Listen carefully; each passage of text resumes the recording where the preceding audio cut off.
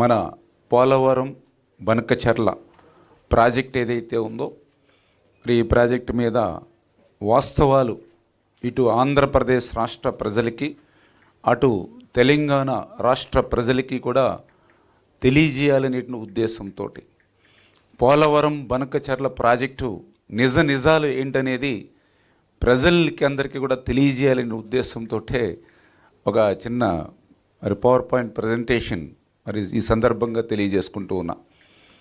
ఎందుకంటే గత కొన్ని రోజులుగా ఈ పోలవరం బనకచెర్ల మీద కొన్ని అసత్యాలు లేకపోతే వాస్తవాల్ని వక్రీకరించి ఏదైతే మాట్లాడుతూ ఉన్నారో, ప్రెస్ ద్వారా చెప్తూ ఉన్నారో, అటువంటి స్థితి నుంచి ఏది వాస్తవాలు ఏది అవాస్తవాలు ఏవి నిజాలు అనేది ప్రజలందరికీ కూడా ప్రత్యేకించి ఉభయ రాష్ట్రాల తెలుగు ప్రజలందరికీ కూడా తెలియజేయాలనే ఉద్దేశంతో ఈ యొక్క బనకచెర్ల ప్రాజెక్టు వాస్తవాలు అనే విషయాన్ని మీ సందర్భంగా తెలియజేసుకుంటూ అందులో భాగంగా ముందుగా మీ అందరికీ కూడా తెలియజేసుకుంటూ ఉన్నా.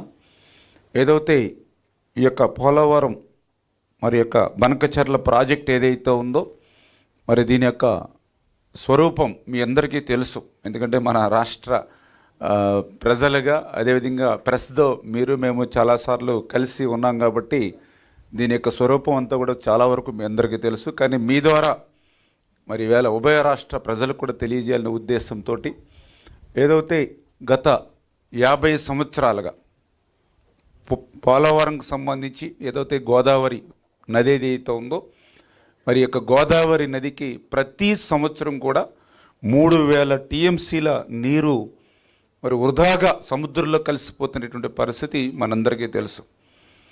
ఇది ఏదో ఒక సంవత్సరం కాదు, దగ్గర లాస్ట్ 50 ఇయర్స్ గత 50 సంవత్సరాల చరిత్ర తీసుకుంటే గోదావరి నది నుంచి వృధాగా 3000 టీఎంసీల నీరు వృధాగా సముద్రంలో కలిసిపోతుంది. వృధాగా సముద్రంలో ఉన్నటువంటి ఉప్పు నీటిలో కలిసిపోతున్నటువంటి పరిస్థితి. ఇది చరిత్ర, ఇది వాస్తవం అనే విషయాన్ని ముందుగా మీ అందరికి కూడా తెలియజేసుకుంటూ ఉన్నా.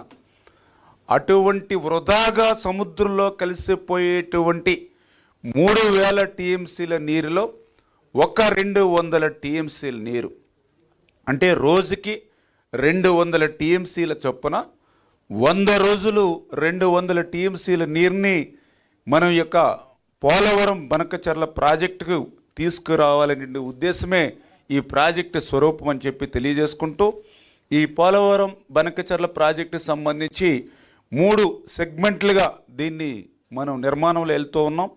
అందులో సెగ్మెంట్ 1 చూసినట్లయితే పోలవరం నుంచి బనకచెర్ల పోలవరం నుంచి ప్రకాశం బ్యారేజ్ వరకు కూడా సెగ్మెంట్ 1 కింద.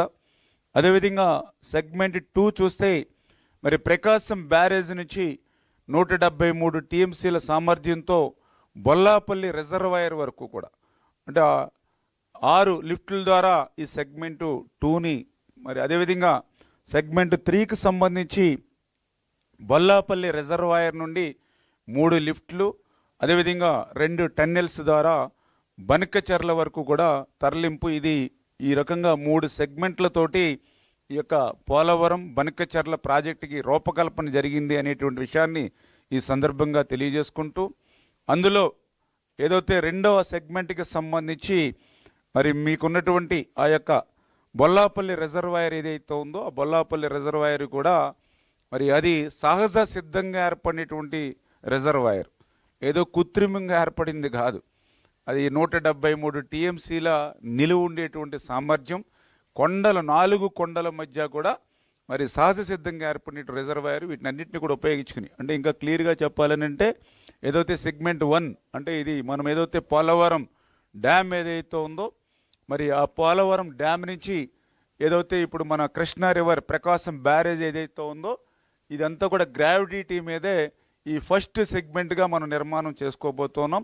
అదేవిధంగా ఈ యొక్క కృష్ణా రివర్ నుంచి ఏదైతే 6 లిఫ్టుల ద్వారా బొల్లాపల్లి రిజర్వాయర్ ఏదైతే ఉందో ఇది 2వ సెగ్మెంట్ కింద.